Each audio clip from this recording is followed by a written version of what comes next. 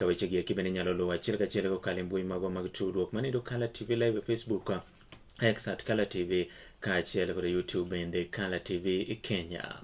Wachako kama wayudo ni jopuonjre mowuok e sikunde nyiri ma Ahero kata Ahero Girls koro oro pacho maendi en kaluwore kod oula mapek mabende koro muomo kendo chopo e sikul onogo morocho chenro eko mag somo. Maendi en kaluwore kod aora Nyando mabende koro muomo genge kaluwore kod koth mapek ma osebedo ka chwe pacho kaendi kendo bende rocho malich mokalo chenro eko mag wuoth e apaya mawuok e boma nyiri ma Kisumu kochomo kanyo Nairobi kata Kisumu Nairobi Highway.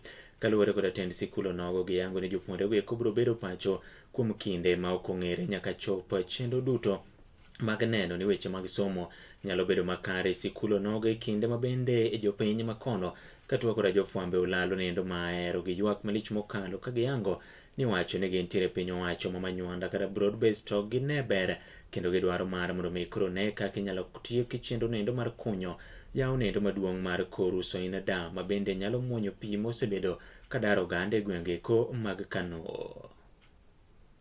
River Nyando has burst its banks, and this is the situation. The school is flooded. We came with official shoes. We are now wearing boots. We are down there in a meeting place. We could not hold even our meeting in the meeting room. We had to hold our BOM meeting in the bus. We are asking if the government could really do a most important thing. Make dikes like Budalangi. Will not be having what Ahero is having. And we'll have a situation where our children will be in a learning environment that is conducive, that is good, and that is caring. Because right now, we don't know which diseases they will have. Some of them don't have boots. They are walking barefooted. They are animals walking around on water. What is going to happen to our children? They might be sick with malaria tomorrow. They might be getting cholera tomorrow.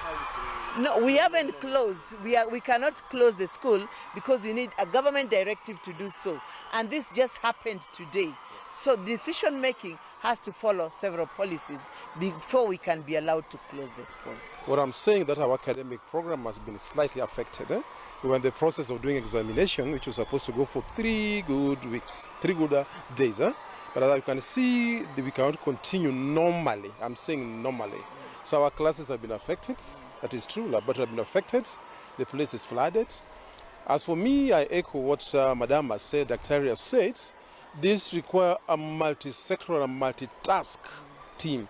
The national government and county government should come here. I'm disappointed today at Rio. I've not seen anybody around. The students are very, very much safe. I'm here in person. I'm their representative. I've gone to the dome. The domes are perfect.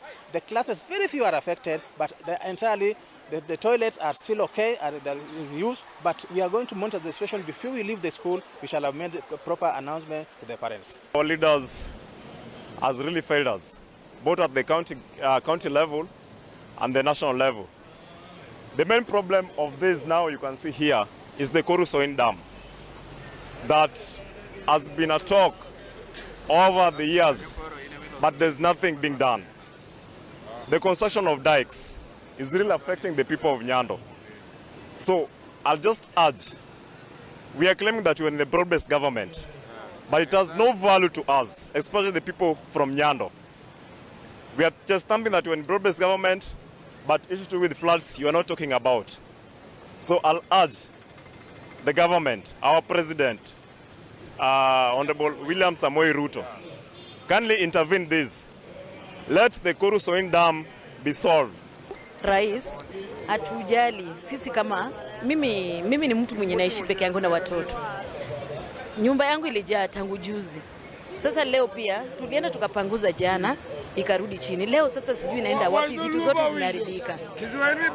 Sijui nitafanya aje. Hata saa hizi sijui mtoto wangu mmoja ameenda wapi. Sijui na sijapata penye ameenda.